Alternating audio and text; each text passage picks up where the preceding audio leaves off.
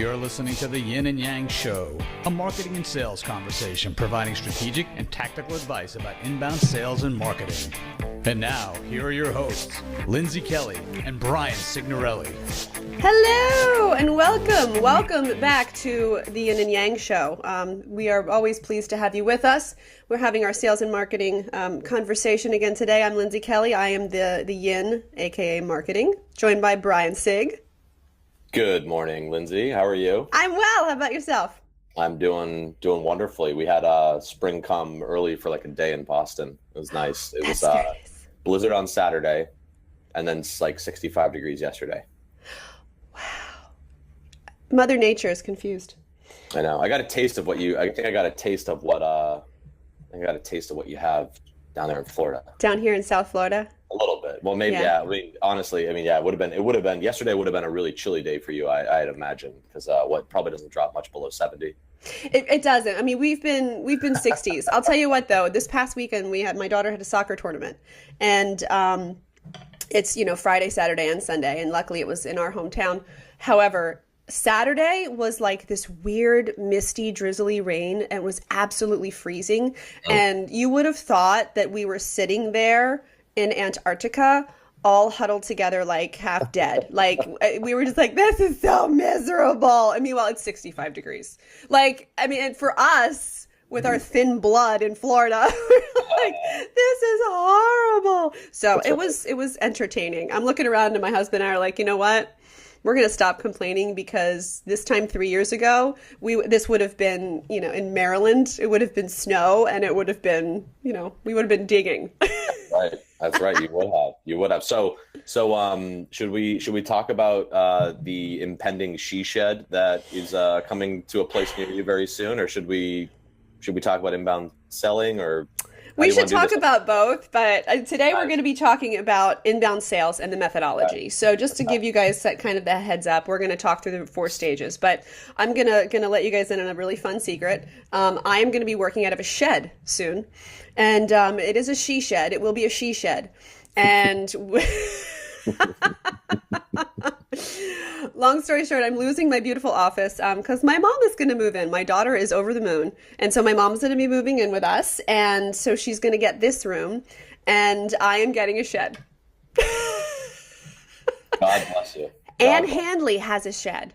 And if you seriously just do a quick search, like she shed or he shed. I mean, it's a trend right now. So I kind of feel trendy, and I felt really good about it once I started looking at it, because people do some really nice stuff.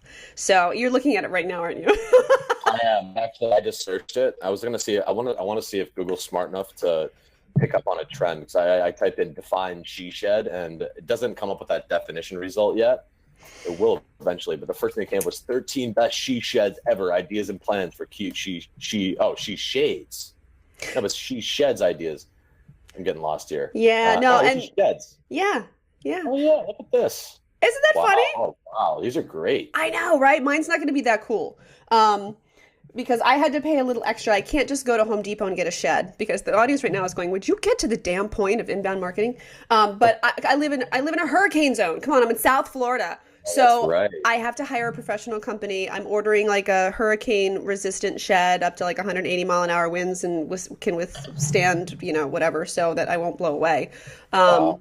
And so we're excited. I'm excited. My husband is not. But because he has to run the electric, because he's a master electrician.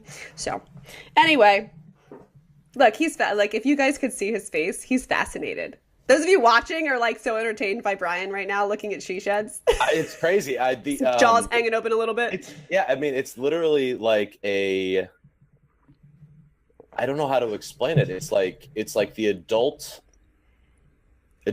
playhouse version of a playhouse, sort of, but it's like the woman's like kind of counterpart to like a man cave. Yes. But like that's kind of what it is, right? Or like a tree house, but not a tree house. It's a shed, because not a tree, obviously. Although I'm sure you could probably put it in a tree, but maybe South Florida is not gonna. Yeah, that's not a good idea in South Florida. I have to it's going to be ratcheted to the ground with hurricane straps. So yeah, like that's why I'm not doing it myself. Because you start looking online and it's like, we do not ship to Florida. Like if you try to buy a shed from Costco, we do not ship to Florida because they're like, yeah, no, we're not. There's just no there's point. No insurance policy that cover that. No. Well, I'm gonna hold you to at least taking some pictures along the way so we can track construction progress. I'm actually going to do that, and I'm going to blog about it because we're a virtual, our company is a virtual marketing agency. We are, coast to coast, literally all the way over to LA. We got people all over the place. So we work out of our homes, and everybody has an office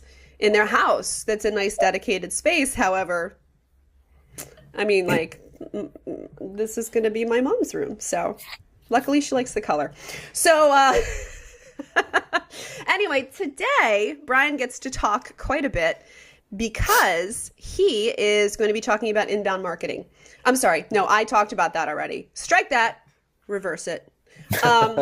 He's going to talk about inbound sales. I already talked about inbound marketing because there are 4 stages to inbound selling. And I'm going to let Brian give his one-liner about what inbound sales is and then give the overview of the 4 different stages of inbound selling.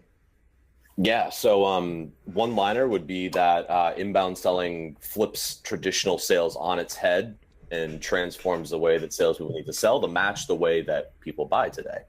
That's the one liner. It's a long one, I know. And the 4 stages of doing that are called identify, connect, explore, and advise. And we're going to get into some of that today.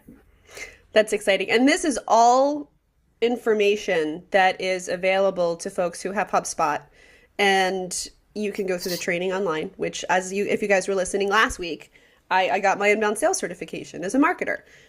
Yeah. And so, I'm excited to dig into it because, to be honest, it's harder to go through that for me than it was to go through all the marketing stuff. But if you're in sales, I mean, I know I have an entire sales team. One of our clients said, hey, sales team, you're all going to get inbound sales certified. And they did. And they had, like a month to do it. And everybody was able to pass the test. I look because the VP of sales was like, okay, what's my update? Because I can go in and see because we're the partner on the HubSpot portal. And everybody had gone in, everybody had done it, and they passed. And it took them a little bit of time, but I think there's only one soul left to pass it. But you can see he did complete all the training. So that's great. That's great. I mean, and for the record, I do have my inbound marketing certification as well as a salesperson. Nice. So might be a little old. I think I probably have to go back through it because I think I got certified originally. I think I got certified originally when I started HubSpot 2012. Methodologies changed a bunch since then. Things got more complicated. I think I went back and got certified 2014 maybe. But now it's 2017, even though we're only 12 days into the new year. 13. It's Friday the 13th. Oh, it's Friday the 13th. That's right. I forgot about that. You're right. Oh my gosh, we should be doing something special for the 13th. But we should have left Kate on with us. Kate was helping us test. She's like Miss Halloween, man. Something weird will happen. Yes, something weird will happen. Podcast. Yeah. Maybe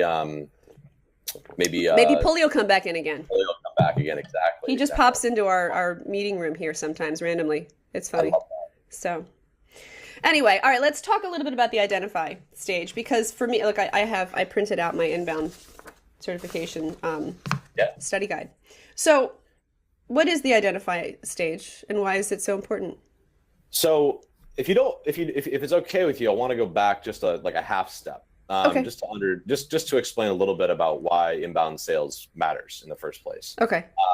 So I think the biggest thing that, if you're a sales rep, you've probably felt this, and we talked about this a little bit on last week's show, is that if you're working in sales today, buyers are just no longer dependent on you. It doesn't mean that you're irrelevant. It just means that they don't need you as much as they used to. And if you haven't been selling for more than 5 or 6 years, it might be hard to relate to. But there was a time when buyers were completely dependent on sales reps for all the information that they needed. Right? This is basically pre-internet or even early internet days. And I'll just kind of as a marker in time, I'll say around the year 2000, right? Even for the first 5 years, I mean, I was in college around that time. I remember my professor saying like, oh, if you cite something from the internet, like it's not going to be legitimate, right? And so even then, or especially from like Wikipedia, right, which has been proven to be more accurate than the Encyclopedia Britannica, which is crazy, right? Right. So we've come to that point now. Like people accept the fact that the internet, without getting into a whole digression about fake news, which will be probably another topic for us to talk about at some point. The point is, internet's trustworthy, okay? And so people are doing their research on the internet. In fact, for most B2B sales processes, up to 60% of that research is either done before the buyer ever even talks to you, or is done without the sales rep at all. And so the question is, as a sales rep, what do you need to do so that when the person has already done a bunch of this research, has already started to form opinions, has already started to figure out what people think about your business, how do you then add value for that last 40%? How do you make sure that you are looked at as an advisor, as someone who's a consultant, as someone who's going to jump in and understand exactly where in the buyer's journey this buyer is? Because there's a big difference between, being just at the awareness phase versus all the way down to the decision phase. And you have to adjust your sales style based on where that person is in the sales process. So the bottom line is that inbound sales matters, or we talk about it as a way to transform the way you sell to match the way that people buy. And that's really tied to the fact that buyers are doing all this research on their own without the sales rep. And that as a sales rep, you have to figure out immediately where someone is in that sales process to add value along the way and ultimately get them to a decision or not. So that's why this whole thing exists. That's why it matters. And we can, of course, get into the 4 different chunks of the methodology now that I've had my preamble. That you've had your preamble. But I do want to ask everyone listening, because most of the folks listening are going to be from the world of office technology. And so they've been selling this for so long and they're so good at it. I mean, these guys are really good at selling. I have to tell you, like, I've worked in a lot of different industries. If you can sell in the copier channel, you can sell anywhere. But the biggest hurdle we have typically to overcome is that they're like, well, no, our ways have always worked. And this is what we think that, the phone book is going to be great for us. Radio advertising is going to be great for us. And I would argue the phone book, maybe the radio. However, you need to take that step back, folks, and say, when's the last time you picked up the phone book and looked for something to buy for your business? Yeah. What did you do? You asked peers, right? Or you went directly to Google, because even if your peers, a peer group is going to tell you, oh yeah, I've used this organization for my telephony, for my phone systems. You're going to still look them up online and make sure they're legit, right? Mm-hmm. So you are a buyer as well as a seller. So take your step back and put yourself in that mentality of, what do I do when I buy? Mm-hmm. Yeah, so, exactly. I think that's a great explanation, Lindsay. So in terms of identify, just to recap, the 4 stages again of inbound sales are identify, connect, explore, and advise. Without getting into too much detail about how that's different from the old way of selling, which we can certainly get into maybe later today or on some other podcast, let me talk about identify. So the very first stage in the inbound sales methodology is figuring out quite literally who you're going to talk to. You need to identify who you're going to speak with. At HubSpot, we believe that the people that you should be speaking with are what are called proactive or active buyers as opposed to passive buyers. Okay. So if you think about, the way that sales used to work, it's that you would define who you want to reach out to. You then buy a list. You'd email a bunch of people, or you direct mail a bunch of people, or you go to the trade shows and say, well, I think that's where my buyers are, so I'm going to go find them, right? So you're kind of proactively starting that. Inbound sales and the identify stage flips that on its head and says, no, you should have that concept of who you want to talk to, who a good fit for your business's products and services are, but you should be prioritizing people who are, for example, already on your company's website. You should be prioritizing people who have already filled out forms like contact us, registered for a webinar, download the white paper, etc. The reality is, back to that point earlier about how, 60% of the research process happens without, or the buying process happens without the seller involved. the vast majority of buyers are already in the awareness stage of the buyer's journey before they ever talk to the sales rep. And so the idea is, it makes the most sense to, as a salesperson, to identify the people who are in an active buying process already, which we would consider someone who's in the awareness phase of the buying process, which means that they've already become aware of the fact that they have a problem they need to solve or a goal that they're looking to achieve. Yep. And just to go a little further into that, can you tell us, using a tool, again, we're HubSpot, but using a tool like HubSpot, how would they find out who's looking at their website? Yeah, so if you're using HubSpot, and HubSpot's not the only tool to do this. I'm obviously biased because I work for HubSpot and love the tools, and I know you do too, Lindsay. I bleed orange. Yeah, exactly. We all bleed orange.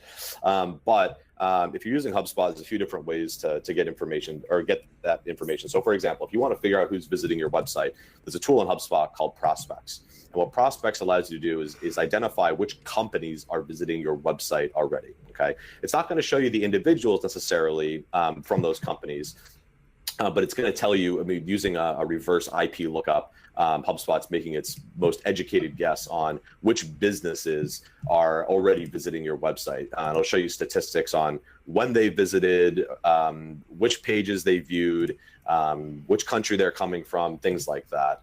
And what that allows you to do as a salesperson is start figuring, okay, well, instead of taking a list of 1,000 companies and just calling through them, why don't I look at the 50 companies who have already come to my website, and then maybe start doing some research on LinkedIn to figure out, well, we usually sell into, the head of sales or the head of marketing or the head of IT or whatever that functional head might be, and start figuring out who those people are just off of LinkedIn. All this information is publicly available to you. You don't need any paid subscriptions even.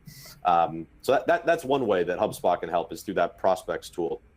And then the second. Oh, wait, before you go, let me show everybody, because I can drag this right over our faces. Oh, perfect. Look, Perfect. So you can't see this, but I can. So this is like an actual client, and you can see here all of the folks who have come to the website, how many pages they've been to, and so you can even get some information about them. And HubSpot aggregates it all for you. So sales reps love this because you can just add this to your database.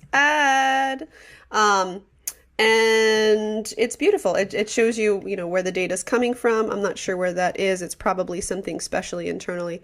But it shows you the different pages. Like, somebody went to their blog. You can see all the pages that they're reading it from this place. So why wouldn't you go and say, okay, this isn't a customer.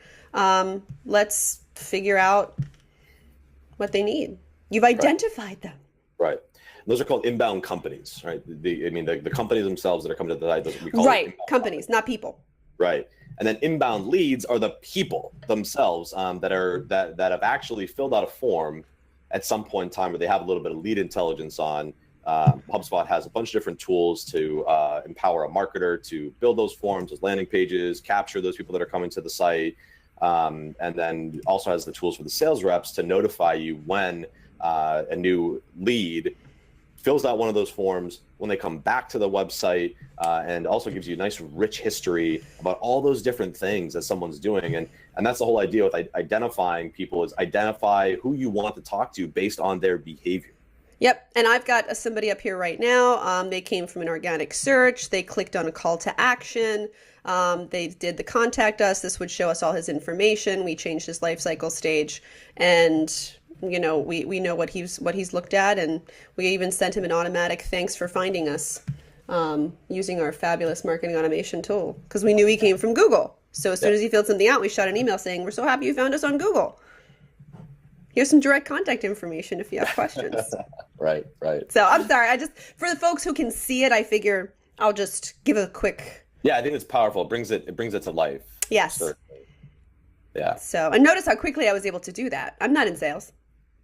That's what I'm talking about. Exactly. So yeah, so it's just a quick recap. Identify is really just understanding who you're going to reach out to before you reach out to them. And you should be prioritizing inbound companies, many of the companies that are coming to your website already. And then second is prioritizing inbound leads based off of the behavior that they're taking. Obviously, you're probably going to want to talk to, for example, someone who's been to your website 4, 5, 6 times in the last day or last week. versus someone who's been to your website once and it was 9 months ago, right? Right. Simple Yep. logic. Yep. And I mean, just to relate that to the office technology world, you also need to see what it is that these folks are filling out and what they're looking at, because oftentimes they're looking for a service. So if it's an existing customer, you'll be able to go in and say, oh, look, they're just in there. They've been to the website and seen 100 pages, but that's because they're going in and they're ordering toner and supplies and this. Right. And it's a large corporation, so it's putting all of them together. So that's all. So What's next? Shall we dabble into Connect? Yes. Okay, so enough about the thought process and philosophy about who I should be reaching out to. I'm a salesperson. I want to get on the phone. I want to talk to people. The question is, how do I do it, right? And that's a second stage, Connect. So when you go into the Connect phase, that literally means making attempts to connect with those inbound leads and those inbound companies, okay? But there's a right way and a wrong way to do it. So the first thing, and again, I know that as a salesperson, you might say, oh my gosh, more research, but this is important. Before you reach out to somebody, one of the core tenets of the inbound sales methodology is that it has to be personalized, that your conversation and content needs to be personalized to the buyer, right? And you can't personalize that content to the buyer if you don't understand what your buyers generally care about. Now, if you have an awesome marketing team, and if you worked with Lindsay's team, you probably would have it. You already do have an awesome marketing team. My apologies. If you work at HubSpot, we have an awesome marketing team. So they've already done a lot of this work for us. They've helped us define things that we call buyer profiles and buyer personas. I think have we already dug into that on previous podcasts, or it's something for another show? I think that's something for another show. We've right. mentioned it, but we'll dive into it. All right, so I'm going to come back to that. Basically, buyer profiles, buyer personas. Google it. Subscribe to the podcast. We'll be talking about it in the not so distant future. But basically, you have to have an understanding of the ideal types of prospects that your company can help. Okay, so the first is understand who those people are, and then the second is, once you start reaching out to them, think through what their preferred medium of communication is. Some people prefer social media. Some people prefer the phone. Some people prefer email. Some people, and I'm telling you, I think this is going to happen in the not so distant future. I think that we're going to have communities built around Slack, for example, where people are actually communicating back and forth and doing research and because think about websites like Trust Radius and G2 Crowd. I mean, these third-party review sites, for buying software, for example, right? And that's only going to expand into more products and services.